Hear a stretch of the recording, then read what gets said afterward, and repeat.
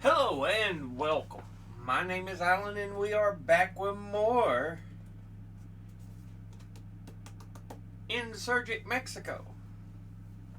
So yeah, we're going to be picking up with Chapter 11, Meester's Flight. So let's get into this. Juan Vallejo was already far ahead, running doggedly with his rifle in one hand. I shouted to him to turn off the high road, and he obeyed without looking back. I followed. It was a straight path through the desert toward the mountains. The desert was as bald as a billiard table here. We could be seen for miles. My camera got between my legs. I dropped it. My overcoat became a terrible weight. I shook it off. We could see the compañeros fleeing wildly up the Santo Domingo road. Beyond them, unexpectedly, appeared a wave of galloping men, the flanking party from the south. The shooting broke out again, and then pursuers and pursued vanished around the corner of a little hill. Thank God the path was diverging from the road. I ran on, ran and ran and ran until I could run no more. Then I walked a few steps and ran again. I was sobbing instead of breathing. Awful cramps gripped my legs. Here there was more chaparral, more brush, and the foothills of the western mountains were near. But the entire length of the path was visible from behind. Juan Vallejo had reached the foothills, half a mile ahead. I saw him crawling up a little rise. Suddenly, 3 armed horsemen swept in behind him and raised a shout. He looked around, threw his rifle far into the brush, and fled for his life. They shot at him, but stopped to recover the rifle. He disappeared over the crest, and then they did too. I ran. I wondered what time it was. I wasn't very frightened. Everything still was so unreal, like a page out of Richard Harding Davis. It just seemed to me that if I didn't get away, I wouldn't be doing my job well. I kept thinking to myself, well, this is certainly an experience. I'm going to have something to write about. Then came yells and hoofs drumming in the rear. About 100 yards behind ran little Gil Tomas. The ends of his gray serape flying out straight. And about 100 yards behind him rode 2 black men with crossed bandoliers and rifles in their hands. They shot. Gil Tomas raised a ghastly little Indian face to me and ran on. Again they shot. 1 bullet zoomed by my head. The boys staggered, stopped, wheeled, and doubled suddenly into the chaparral. They turned after him. I saw the foremost horse's hooves strike him. The Colorados jerked their mounts to their haunches over him, shooting down again and again. I ran into the chaparral, topped a little hill, tripped on a mesquite root, fell, rode down a sandy incline, and landed in a little arroyo. Dense mesquite covered the place before I could stir. The Colorados came plunging down the hillside. There he goes, they yelled, and jumping their horses over the arroyo not 10 feet from where I lay, galloped off into the desert. I suddenly fell asleep.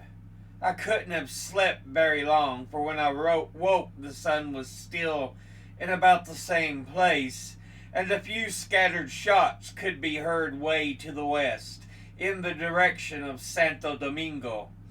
I stared up through the brush tangle into the hot sky where one great vulture slowly circled over me, wondering whether or not I was dead. Not 20 paces away, a barefooted Indian with a rifle crouched on his motionless horse. He looked up at the vulture and then searched the face of the desert. I lay still. I couldn't tell whether he was one of ours or not. After a little time, he jogged slowly north over a hill and disappeared. I waited about half an hour before crawling out of the arroyo in the direction of the hacienda. They were still shooting, making sure of the dead. I afterward learned. I couldn't see it. The little valley in which I was ran roughly east and west. I traveled westward toward the Sierra, but it was still too near the fatal path. I stooped low and ran up over the hill without looking back. Beyond was another, higher, and then another still. Running over the hills, walking in the sheltered valleys, I bore steadily northwest toward the always nearing mountains. Soon there was no more sounds. The sun burned fiercely down, and the long ridges of desolate country wavered in the heat. High chaparral tore my clothes and face. Underfoot were cactuses, century plants, and the murderous espadas, whose long interlaced spikes slashed my boots, drawing blood at every step, and beneath them sand and jagged stones. It was terrible going. The big steel forms of Spanish bayonet, astonishingly like men, stood up all around the skyline. I stood stiffly for a moment on the top of the high hill in a clump of them, looking back. The hacienda was already so far away that it was only a white blur in the immeasurable reaches of the desert. A thin line of dust moved from it toward the puerta, the Colorados taking back their dead to Mapimi. Then my heart gave a jump. A man was coming silently up the valley. He had a green serape over one arm and nothing on his head but a blood-clotted handkerchief.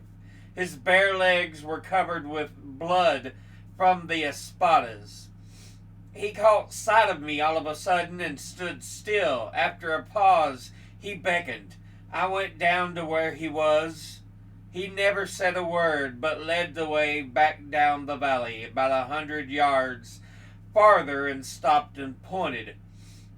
A dead horse sprawled in the sand, its stiff legs in the air. Beside it lay a man, disemboweled by a knife or a sword, evidently a Colorado, because his cartridge belt was almost full. The man with the green serape produced a wicked-looking dagger, still ruddy with blood, fell on his knees and began to dig among the espadas. I brought rocks. We cut a bunch of mesquite and made a cleft cross out of it, and so we buried him. "Where are you bound, compañero?" I asked. "For the Sierra," he answered. "And you?" I pointed north, where I knew the Huercas ranch lay. "The Pelayo is over that way, 8 leagues. "What is the Pelayo?" "Another hacienda. There is some of ours at the Pelayo, I think." We parted with an adios. For hours I went on running over the hilltops, staggering through the cruel espadas, slipping down the steep sides of dried riverbeds. There was no water. I hadn't eaten or drunk it was intensely hot. About 11, I rounded the shoulder of a mountain and saw the small gray patch. That was Bruquilla. Here, past the Camino Real, and the desert lay flat and open. A mile away, a tiny horseman jogged along. He seemed to see me. He pulled up short and looked in my direction a long time. I stood perfectly motionless. Pretty soon he went on, getting smaller and smaller, until at last there was nothing but a little puff of dust. There was no sign of life for miles and miles. I bent low and ran along the side of the road where there was no dust. Half a league westward lay the Guereca's house, hidden in the gigantic row of alamo trees that fringed its running brook. A long way off I could see a little red spot on top of the low hill beside it, and when I came near I saw it was Father Guereca staring toward the east. He came running down when he saw me, clenching his hands. "What has passed? What has passed? Is it true that the Colorados have taken the Cadena?" I told him briefly what had happened. "And Longinos," he cried, wrenching my arm. "Have you seen Longinos?" "No," I said. "The compañeros all retreated to Santo Domingo." "You must not stay here," said the old man, trembling. "Let me have some water. I can hardly speak." Yes, drink. There is the brook. The Colorados must not find you here." The old man looked around with anguish at the little rancho that he had fought so hard to gain. "They would destroy us all." Just then the old mother appeared in the doorway. "Come here, Wandered," she cried. "Where is my boy? Why doesn't he come? Is he dead? Tell me the truth." "Oh, I think they all got away all right," I told her. "And you? Have you eaten? Have you breakfasted?" "I haven't had a drop of water since last night, nor any food, and I came all the way from La Cadena on foot. Poor little boy, poor little boy." She wailed,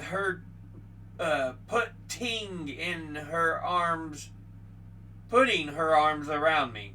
Sit down now, and I will cook you something."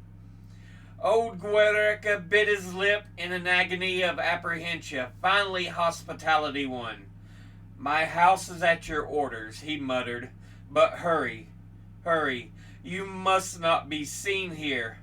I will go up on the hill and watch for dust." I drank several quarts of water and ate 4 fried eggs and some cheese. The old man had returned and he was fidgeting around. "I sent all my children to Haral Grande," he said. "We heard this morning. The whole valley is fleeing to the mountains. Are you ready?" "Stay here," invited the Senora.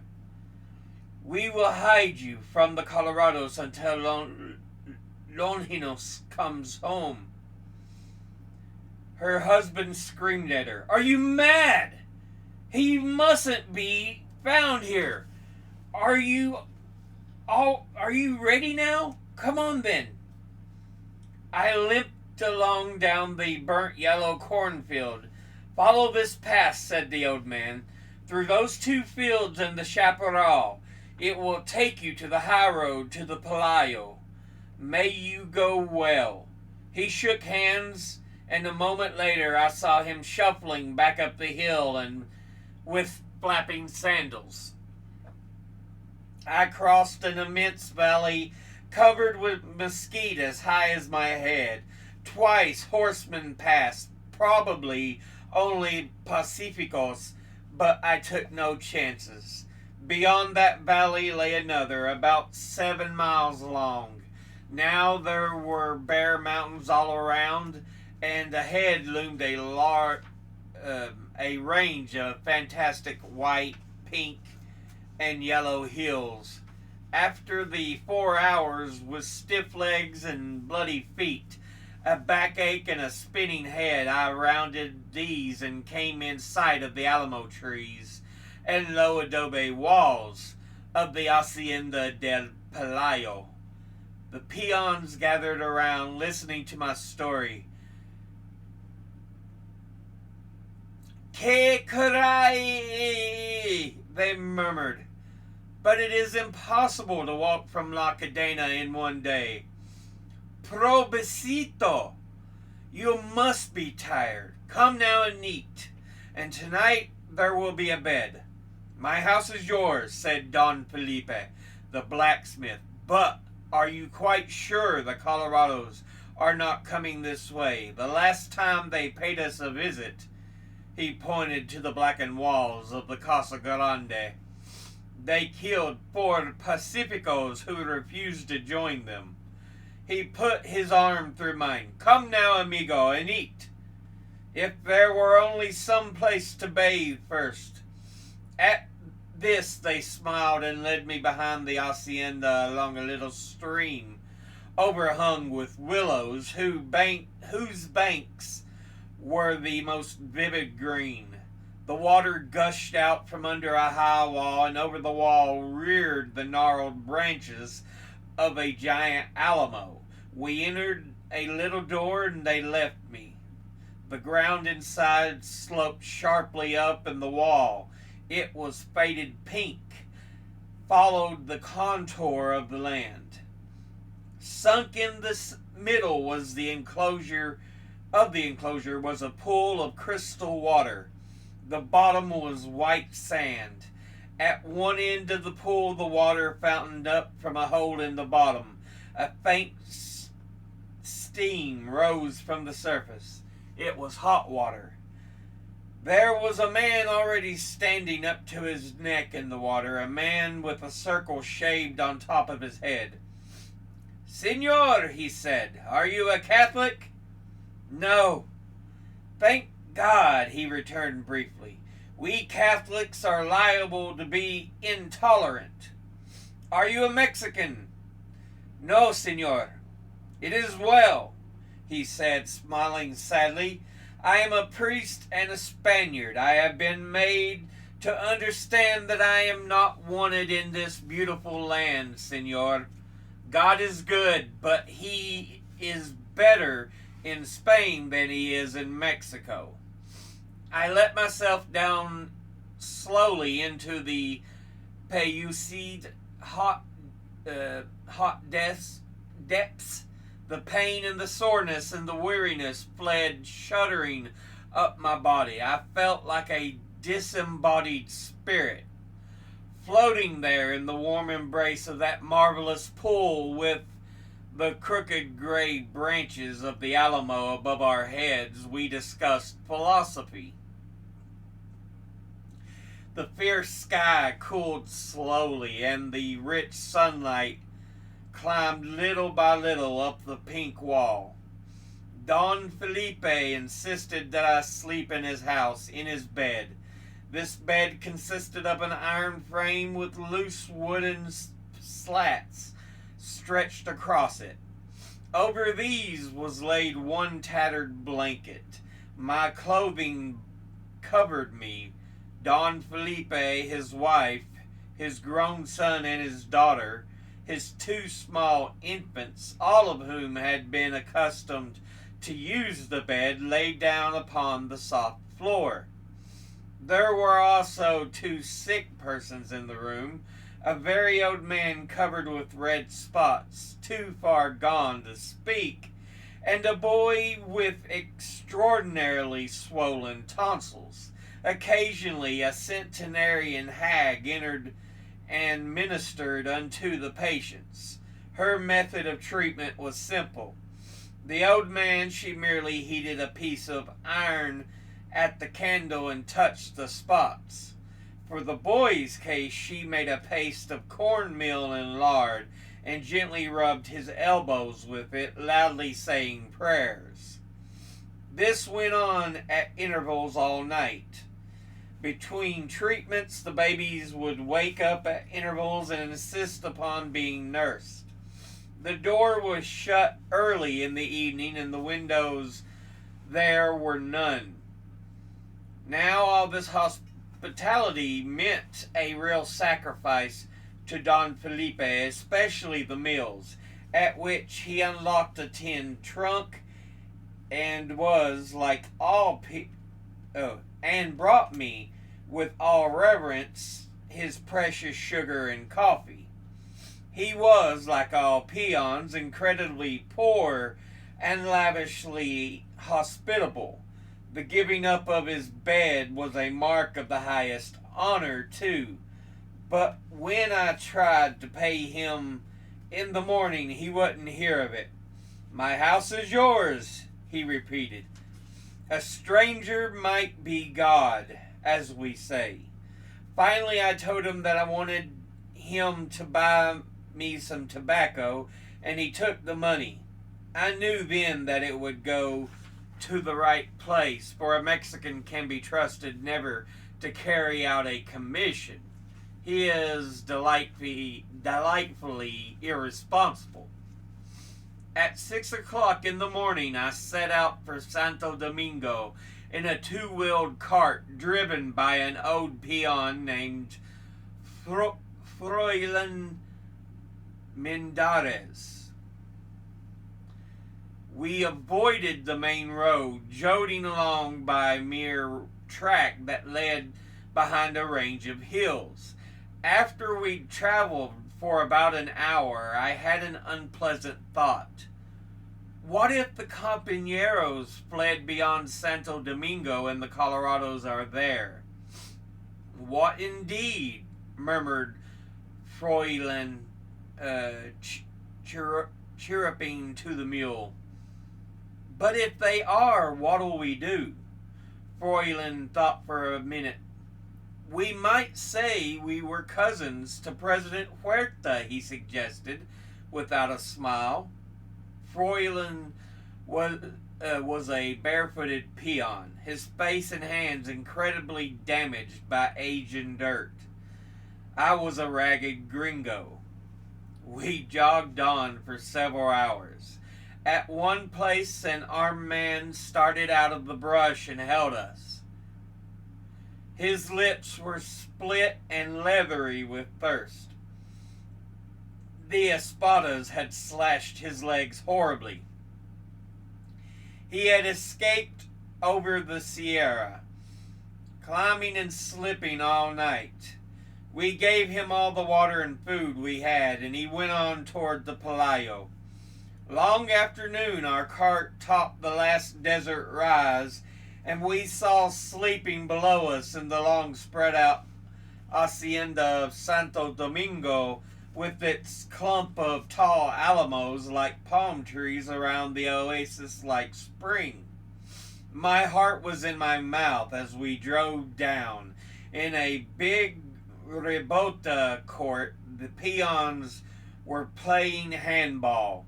Up from the spring moved the long line of water carriers.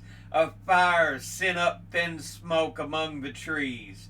We came upon an aged peon carrying faggots. "No," he said, "there has been no Colorados. The Maderistas, yes, they had come last night, hundreds of them, all running. But at dawn they had gone back to the La Cadena to lift the fields, bury the dead." From around the fire, under the alamos, came a great shout. Hey, the meester! Here comes the meester! ¿Qué tal, compañero? How did you escape? It was my old friends, the peddlers. They crowded around eagerly, questioning, shaking my hand, throwing their arms around me. "Ah, but that was close. Caramba! But I was lucky. Did I know that Longinos Guereca was killed? Yes, but he shot 6 Colorados before they got him. and Martinez also, and Nicanor and Redondo. I felt sick. Sick to think of so many useless deaths in such a petty fight. Blithe, beautiful Martinez, Gino Guareca, whom I had learned to love so much, Redondo, whose girl was even then on her way to Chihuahua to buy her wedding dress, and Jolly Nicanor. It seems that when Redondo found that his flank had been turned, his troop deserted him. So he galloped alone toward La Cadena and was caught by 300 Colorados. They literally shot him to pieces. Gino and Luis Martinez and Nicanor, with 5 others, held the eastward side of the hacienda unaided until their cartridges were gone, and they were surrounded by a ring of shooting men. Then they died.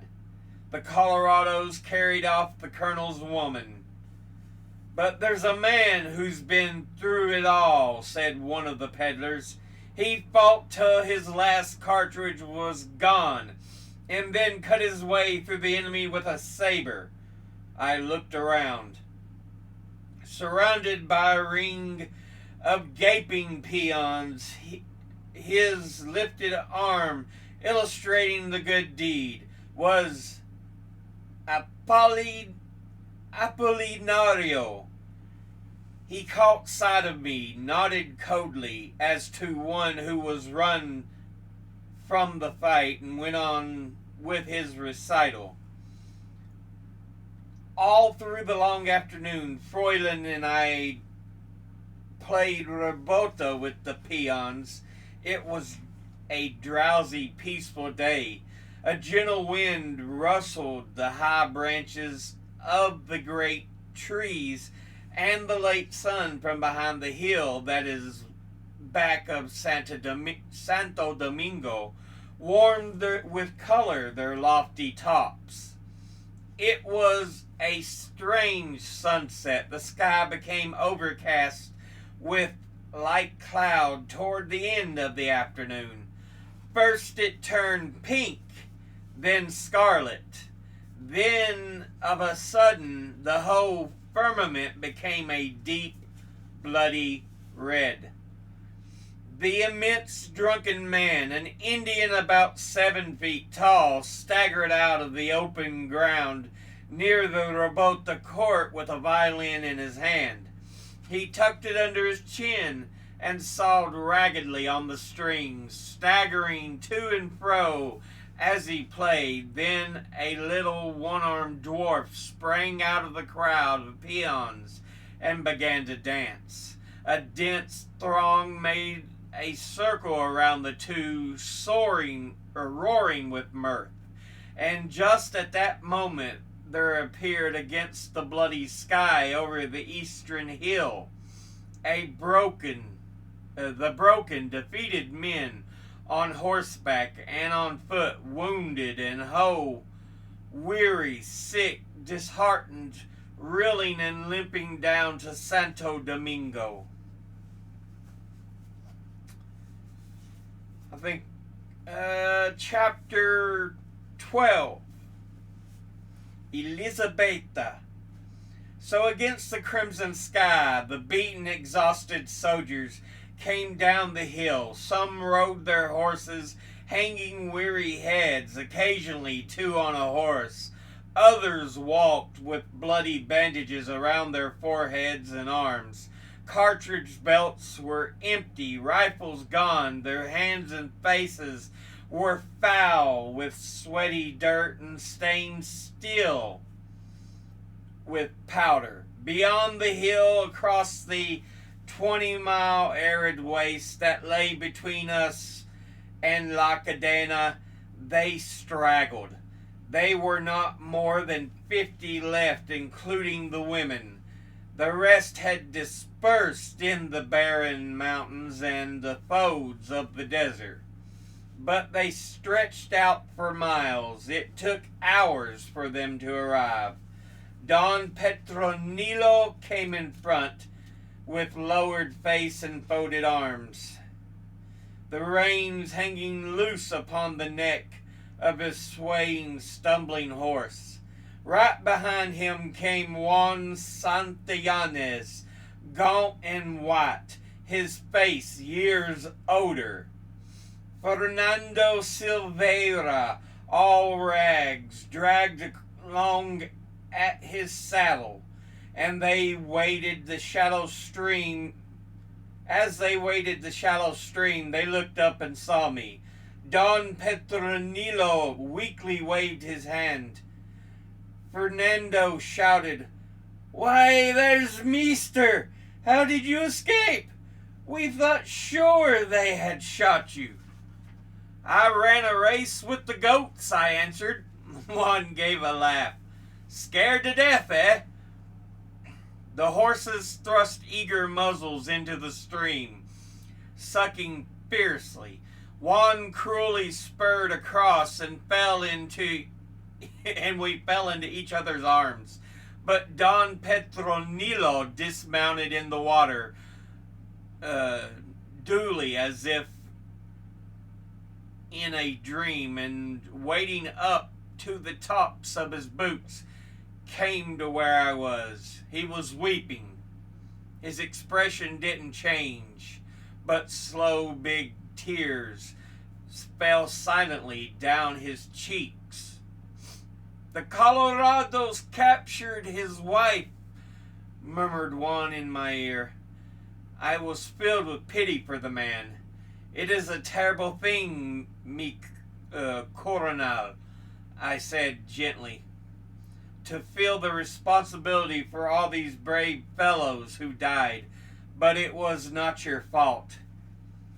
"It is not that," he replied slowly, staring through tears at the pitiful company crawling down from the desert.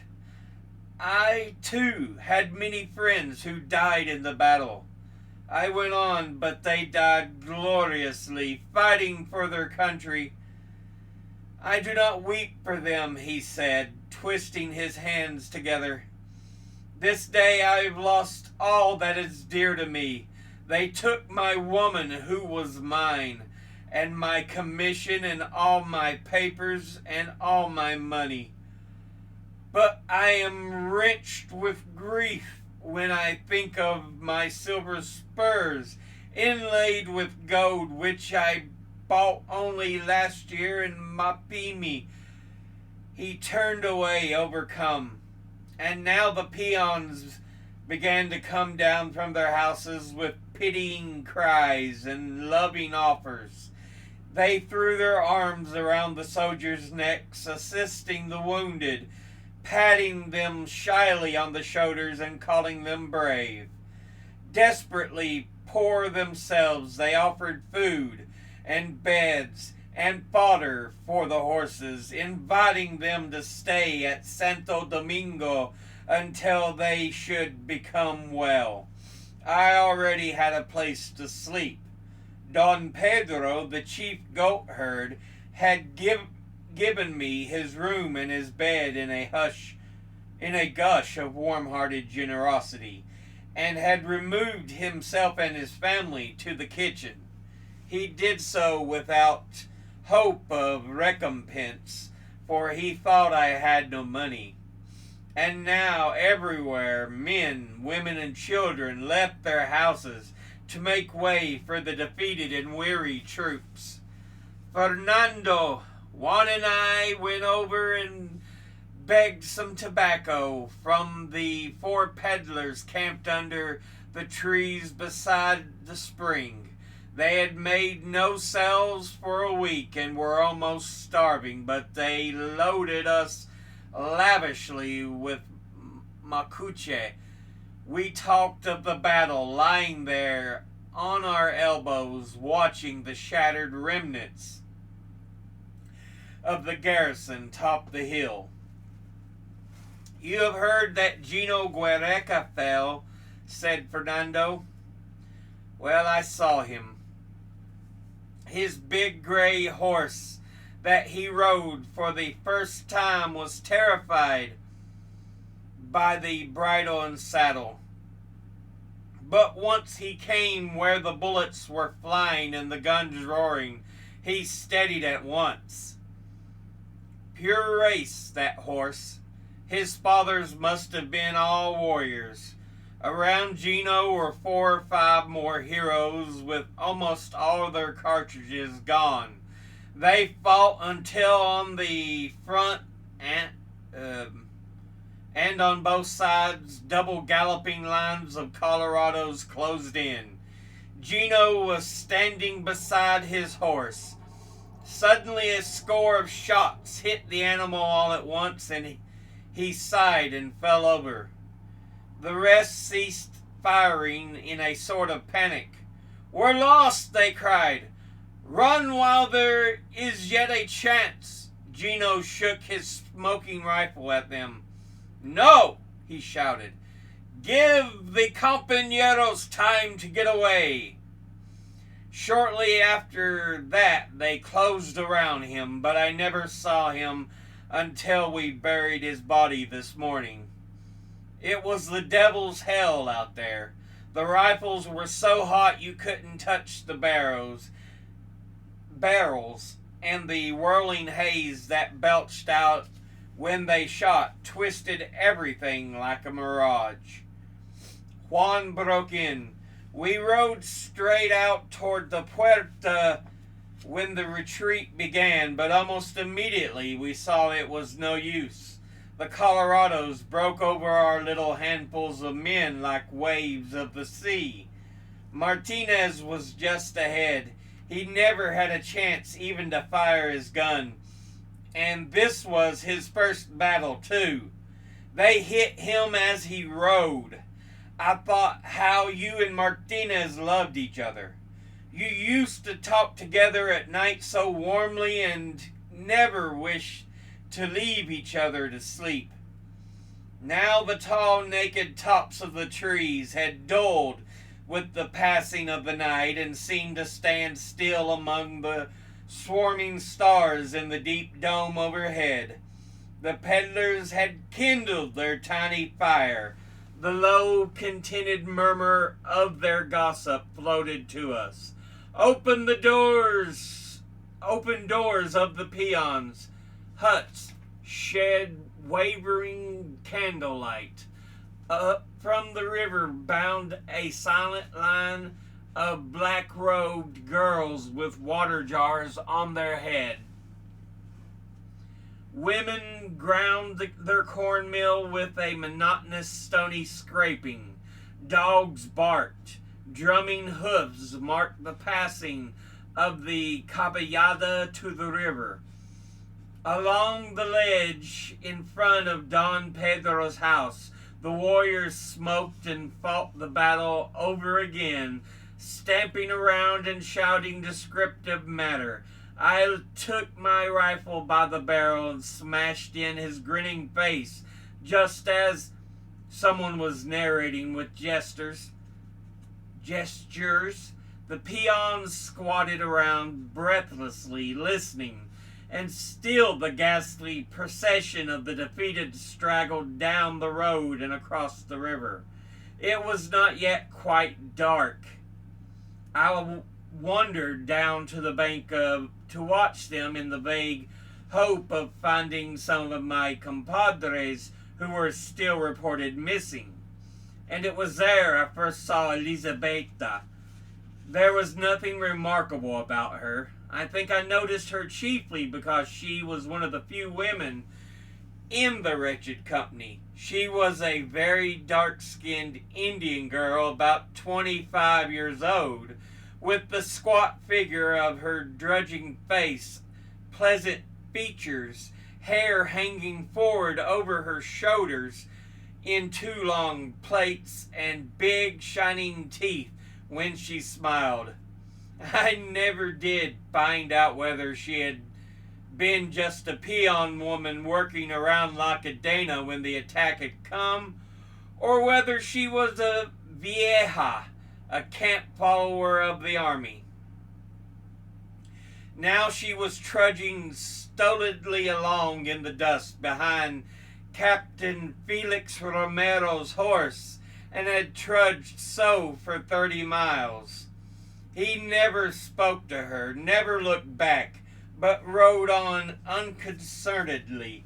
Sometimes he would get tired of carrying his rifle and hand it back to her to carry with a careless, "Here, take this." I found out later that when they returned to La Cadena after the battle to bury the dead, he had found her wandering aimlessly in the hacienda, apparently out of her mind, and that, needing a woman, he had ordered her to follow him, which she did unquestioningly after the custom of her sex and country. Captain Felix let his horse drink. Elizabetta halted, too, knelt and plunged her face into the water. "Come on," ordered the captain. "Andale!" She rose without a word and waded through the stream. In the same order they climbed the near bank, and there the captain dismounted, held out his hand for the rifle she carried, and said, "Get me my supper." Then she strode away toward the houses where the rest of the soldiers sat. Elisabetta fell upon her knees and gathered twigs for her fire. Soon there was a little pile burning. She called a small boy in the harsh, whining voice that all Mexican women have. "Aye, chamaco! Fetch me a little water and corn that I may feed my man." And rising upon her knees above the red glow of the flames, she shook down her long, straight black hair. She wore a sort of blouse of faded light blue rough cloth. There was dried blood on the breast of it. "What a battle, senorita," I said to her. Her teeth flashed as she smiled, and yet there was a puzzling vacancy about her expression. Indians have mask-like faces. Under it I could see that she was desperately tired and even a little hysterical. But she spoke tranquilly enough. "Perfectly," she said. "Are you the gringo who ran so many miles with the Colorados after you shooting?" And she laughed, catching her breath in the middle as if it hurt. The chamaco shambled up with an earthen jar of water and an armful of corn ears that he tumbled at her feet. Elisabetta unwound from her shawl the heavy little stone trough that Mexican women carry, and began mechanically husking the corn into it. "I do not remember seeing you at La Cadena," I said. "Were you there long?"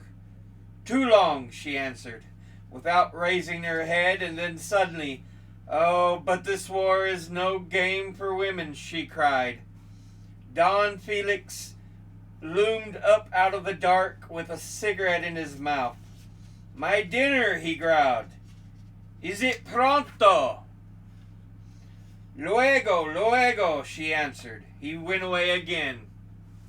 "Listen, senor, whoever you are," said Elisabetta swiftly, looking up to me.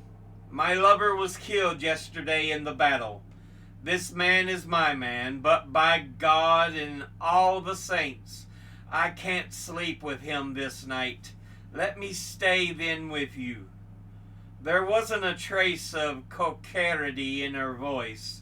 This blundering, childish spirit had found itself in a situation it couldn't bear and chosen the instinctive way out. I doubt if she even knew herself why the thought of this new man so revolted her, and her lover scarcely cold in the ground. I was nothing to her, nor she to me. That was all that mattered. I assented, and together we left the fire. the captain's neglected corn spilling from the stone trough, and then we met him a few feet into the darkness. "My dinner," he said impatiently. His voice changed. "Where are you going?" "I am going with this Signor," Elisabetta answered nervously. "I'm going to stay with him." "You," began Don Felix, gulping. "You are my woman." "Oiga, Signor, this is my woman here." "Yes," I said, "she is your woman. I have nothing to do with her, but she is very tired and not well, and I have offered her my bed for the night." "This is very bad, Signor," exclaimed the captain in a tightening voice. "You are the guest of this tropa and the colonel's friend, but this is my woman and I want her."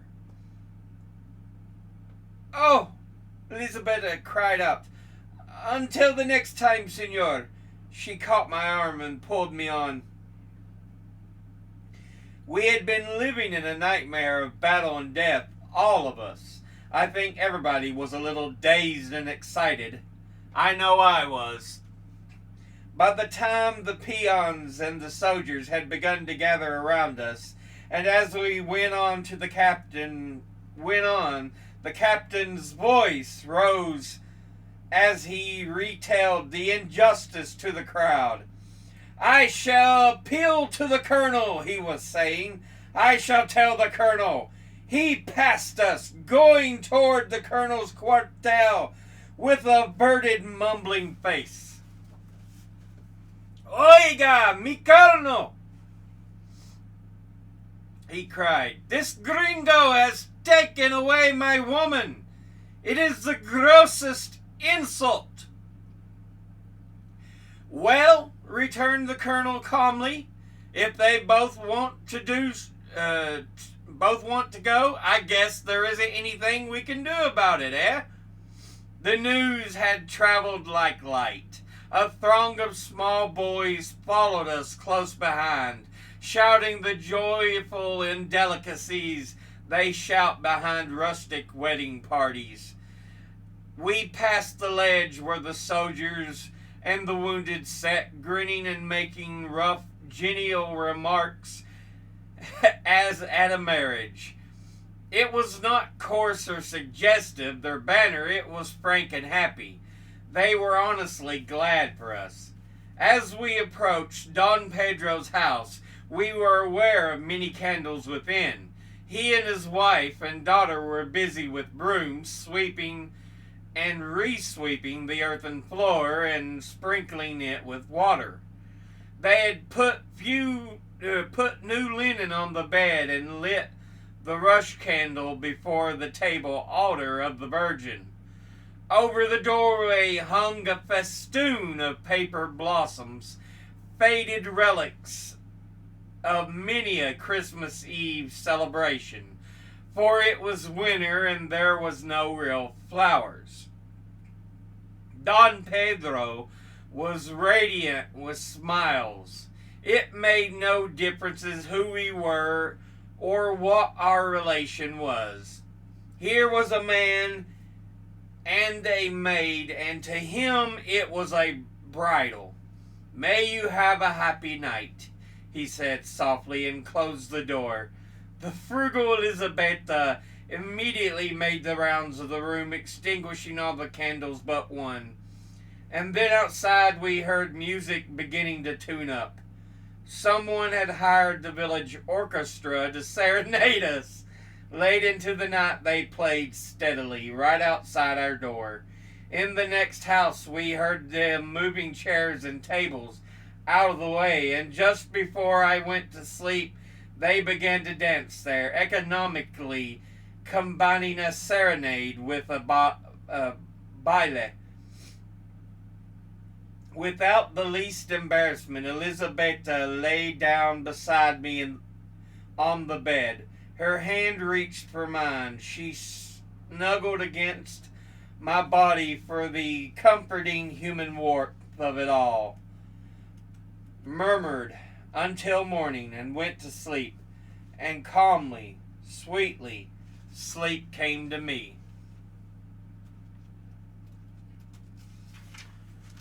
When I woke in the morning, she was gone. I opened my door and looked out.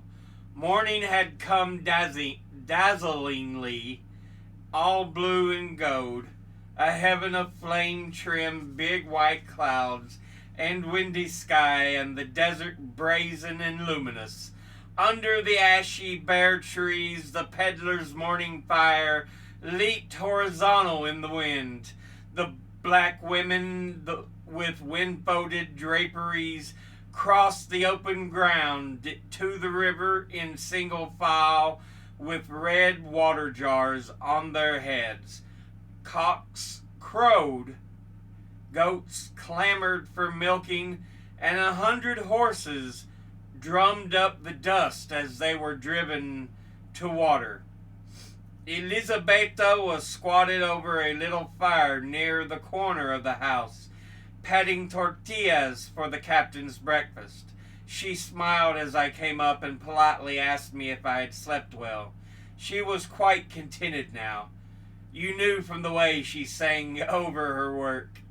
Presently the captain came up in a surly manner and nodded briefly to me. I hope it's ready now, he grunted, taking the tortillas she gave him. You take a long time to cook a little breakfast. Caramba! Why is there no coffee? He moved off, munching. Get ready. He flung back over his shoulder. We go north in an hour. Are you going? I asked curiously. Elisabetta looked at me with wide open eyes. Of course I am going. Seguro. Is he not my man?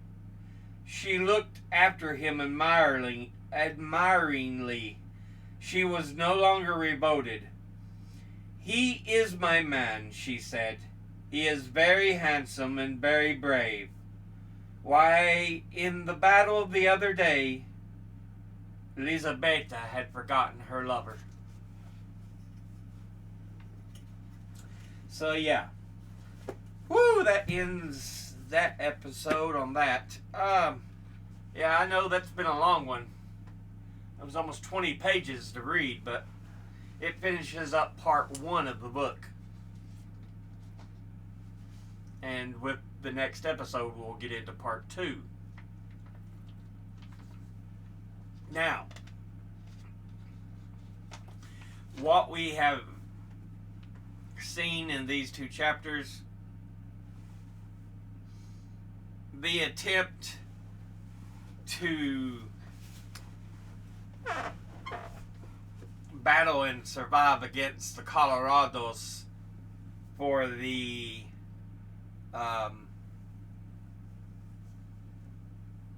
soldiers, but the Colorado's number were so immense that few survived the battle.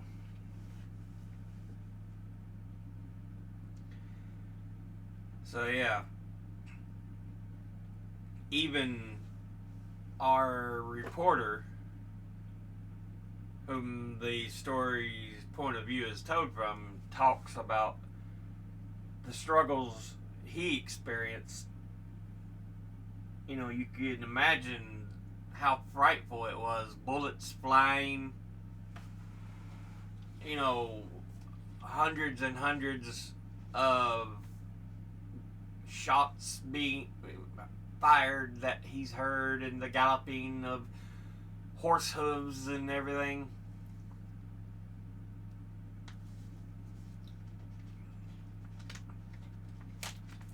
And he had to try to travel on foot to get away, even temporarily passing out. So yeah. But he does manage to escape. And get a little bit of help. And then he moved on up to the next hacienda where they gave him a bed to sleep in. So I think they said it was Don Pedro who opened his home, said, "My home is your home."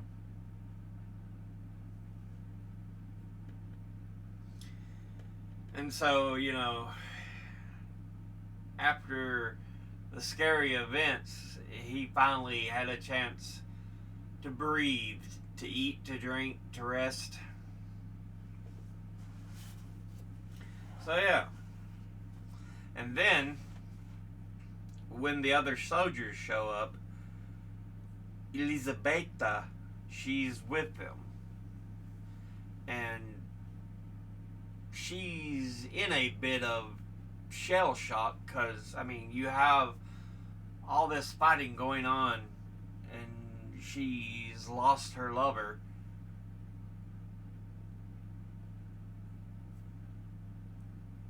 And for whatever reason, she clamps on to this soldier who treats her quite secondarily.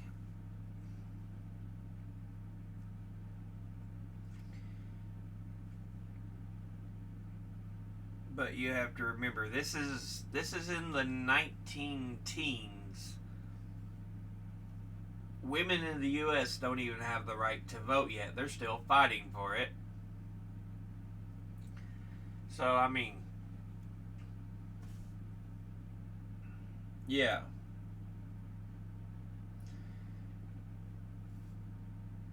The armies of the U.S. are still segregated. You don't have them integrated with white and black soldiers.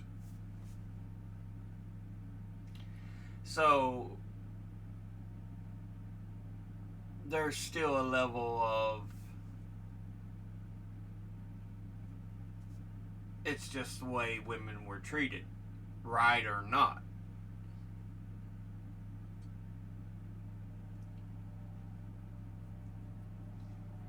Not trying to make excuses for it or anything. I'm just trying to explain that that's the way they acted. And yeah.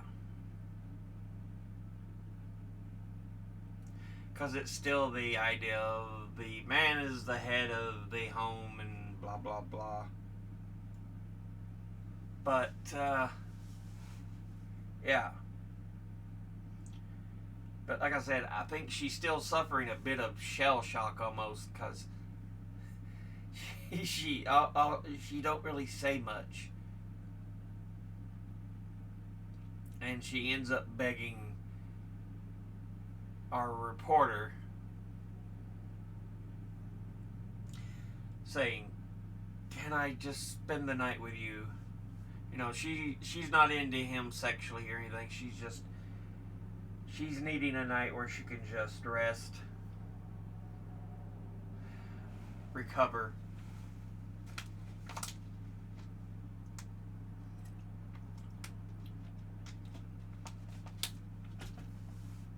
Because again, for her, I don't even think she could really go through with a sexual situation that night. With everything else the way her thoughts were running and everything. So she just needed someone to stay with her. And so that's kind of what happened.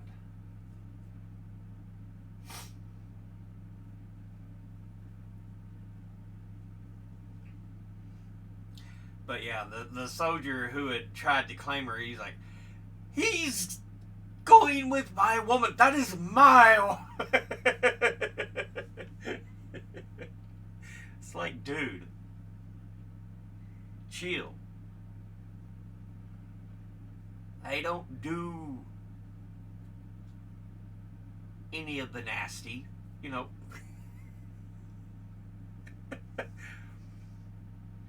But yeah.